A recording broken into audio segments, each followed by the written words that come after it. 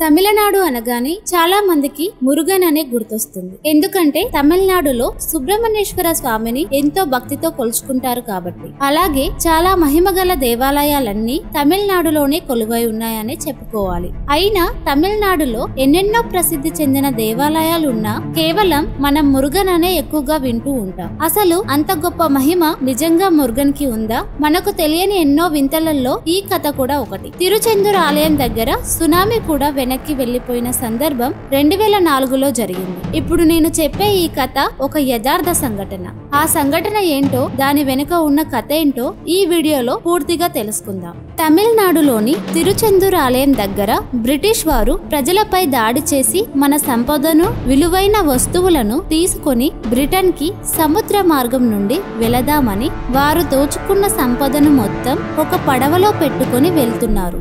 అయితే వారు తీసుకుపోతున్న సంపదలో కొన్ని విగ్రహాలు, బంగారం, వెండి, అలాగే పంచలోహంతో చేసిన కొన్ని వస్తువులు బ్రిటన్ కి తీసుకొని బ్రిటిష్ వారు వెళ్తున్నారు. ఈ బ్రిటిష్ వాళ్ళు పడవ ఎక్కే ముందు వాతావరణం మామూలుగానే ఉంది. కానీ పడవ ఎక్కి ప్రయాణం మొదలు పెట్టిన కొద్దిసేపటికి సముద్రంలోని అలలు వేగంగా వస్తున్నాయి. హఠాత్తుగా తుఫాను లాంటి వర్షం మొదలైంది. వారికి ఏమీ అర్థం కావట్లేదు. ఇంత హఠాత్తుగా ఎలాంటి సూచనలు లేకుండా ఇంత భారీ వర్షం ఎలా వస్తుందో తెలవడం లేదు. పడవలోని ఒక నావికుడు పడవ అంతా తిరిగి చూస్తున్న సమయంలో కార్తికేయుని విగ్రహం చూశాడు. దాన్ని చూసి ఆ నావికుడు బ్రిటిష్ వారితో, మీరు ఏ విగ్రహాన్ని తీసుకుని వస్తున్నారో మీకు తెలుసా? ఈ పంచలోహంతో ఉన్న కార్తికేయుడే ఈ వాతావరణం కల్పించాడు. ఇలాగే ఈ విగ్రహాన్ని బ్రిటన్ కి తీసుకుని వెళ్లే లోపే ఈ పడవ ఇక్కడే మునిగిపోతుంది. మనమందరం చనిపోతామని బ్రిటిష్ వారికి ఆ నావికుడు చెప్తాడు. కార్తికేయ స్వామి ప్రసిద్ధి చెందిన దేవాలయాలలో ఒకటి తిరుచెందూర్. ఈ ఒక్క దేవాలయం మాత్రం సముద్ర తీరంలో ఉంది. అంతేకాదు దీనికి చాలా పురాతనమైన చరిత్ర కూడా ఉంది. ఇప్పుడు ఈ దేవాలయం గురించి చెప్పే అంత సమయం లేదు. ముందు ఈ విగ్రహాన్ని నీటిలోకి వేయండి, లేకపోతే మనమందరం ఇక్కడే చనిపోతామని ఆ నావికుడు అంటాడు. దానితో బ్రిటిష్ వారు ఆ తుఫాను చూసి భయపడి ఆ నావికుడు చెప్పినట్లుగా సుబ్రహ్మణ్యేశ్వర స్వామి విగ్రహాన్ని సముద్రంలోకి విడిచిపెట్టారు. సముద్రంలోకి విగ్రహం వెళ్లిన వెంటనే తుఫాను రావడం ఆగిపోయింది. సముద్రం కూడా చాలా ప్రశాంతంగా కనిపించింది. దానితో బ్రిటిష్ వారు బ్రిటన్ కి వెళ్లిపోయారు. ఆ తర్వాత కొన్ని రోజులకి ఆ గుడి పండితుడికి ఒక కల వచ్చింది. అందులో సుబ్రహ్మణ్యేశ్వర స్వామి కనిపించి, నేను సముద్రంలో 10 కిలోమీటర్ల దూరంలో ఉన్నానని, నా విగ్రహాన్ని వెనక్కి తీసి మళ్లీ తిరుచెందూర్ గుడిలో ప్రతిష్ఠించమని చెప్తాడు. కలలోనే పూజారి, స్వామి నిన్ను సముద్రంలో నేనెలా గుర్తించగలను? నీవు సముద్రం అడుగు భాగాన ఉంటావు కదా అని అడుగుతాడు. అప్పుడు సుబ్రహ్మణ్యేశ్వర స్వామి, నేనున్న చోట నిమ్మకాయలు తేలుతూ మీకు కనిపిస్తాయి. ఎక్కడైతే సముద్రం పైన మీకు నిమ్మకాయలు కనిపిస్తాయో అక్కడ మీరు సముద్రంలోకి దిగి చూడమని సుబ్రహ్మణ్యేశ్వర స్వామి చెప్పి వెళ్లిపోతాడు. ఇక పూజారి తెల్లవారగానే కొంతమందిని తీసుకుని సముద్రంలోని ఒక పడవలో వెతకడం మొదలు పెడతారు. సముద్రం ఒడ్డుకి 10 కిలోమీటర్ల దూరంలో ఒక నిమ్మకాయ తేలుతూ ఉండడం చూశారు. దానితో ఆ నిమ్మకాయ ఉన్న ప్రదేశంలో దూకి విగ్రహాన్ని చూసి అక్కడి నుండి విగ్రహాన్ని బయటికి తీశారు. ఆ విగ్రహానికి ముఖం కనపడకుండా చేపలున్నాయి. ఆ చేపలు స్వామి కళ్ళు, ముక్కు, నోరు మొత్తం కలిసిపోయేలాగా విగ్రహం మీద దాడి చేస్తున్నట్లుగా ఉన్నాయి. విగ్రహం నుండి వచ్చే వెలుతురికి ఆ చేపలు అలా ముఖం మొత్తం కప్పేశాయి.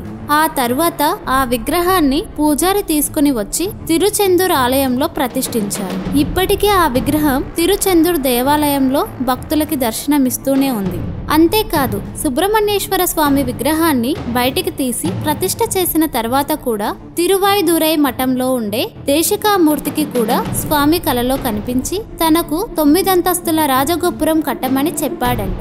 దానితో దేశికామూర్తి ఆలయం కట్టాలని అనుకున్నాడు. కానీ పేదవాడు కావడంతో ఎవరైతే కూలీ పని చేసుకునే వారికి స్వామి విభూదిని పంచేవాడు.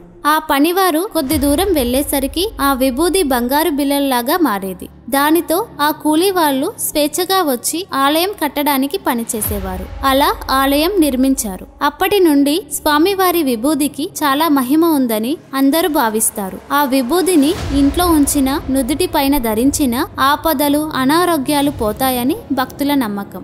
అలాగే ఇక్కడ చెప్పుకోవలసిన ఇంకొక ముఖ్యమైన విషయం ఏంటంటే 2004 డిసెంబర్ 26న తమిళనాడులో సునామీ వచ్చిందని మన అందరికీ తెలిసిన విషయమే. ఈ సునామీ కారణంగా తమిళనాడులో సముద్ర తీరానికి కొన్ని మైళ్ళ దూరం వరకు అన్ని ప్రదేశాలు సునామీ వల్ల జలమయం అయ్యి ఎంతో నష్టం వచ్చింది. కానీ సముద్ర తీరానికి ఇంత దగ్గరగా ఉన్న తిరుచెందూర్ దేవాలయానికి ఏ హాని జరగలేదు. అంతేకాకుండా ఈ ఆలయం నుంచి 2 కిలోమీటర్ల వరకు నీరు వెనక్కి వెళ్ళిందని చెప్తారు. ఈ ఆలయానికి సముద్రం వల్ల, నీటి వల్ల ఎలాంటి హాని కలగదని ఆ ఆలయంలో ఉండే శిలాశాసనాల మీద రాసి ఉన్నట్లు చెప్తారు. ఇది సుబ్రహ్మణ్యేశ్వర స్వామి మహిమగా అక్కడి ప్రజలు చెప్తుంటారు. అసలు ఇక్కడ ఈ ఆలయం ఎలా స్థాపించబడిందని చూస్తే తారకాసురుడు, సురపద్మం అనే రాక్షసులని చంపడానికి కుమారస్వామి వెతికే సమయంలో కుమారస్వామి శివుడిని ఈ ప్రదేశంలోనే పూజించాడట. కుమారస్వామి తారకాసురుడిని చంపిన తరువాత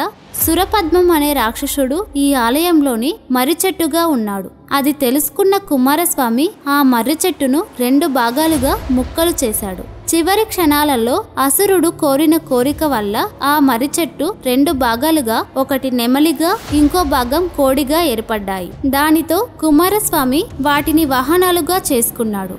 ఆ తరువాత కుమారస్వామి ఈ ఆలయంలో కొలువై ఉండి భక్తుల కోరికలు తీరుస్తున్నారని చెప్పొచ్చు.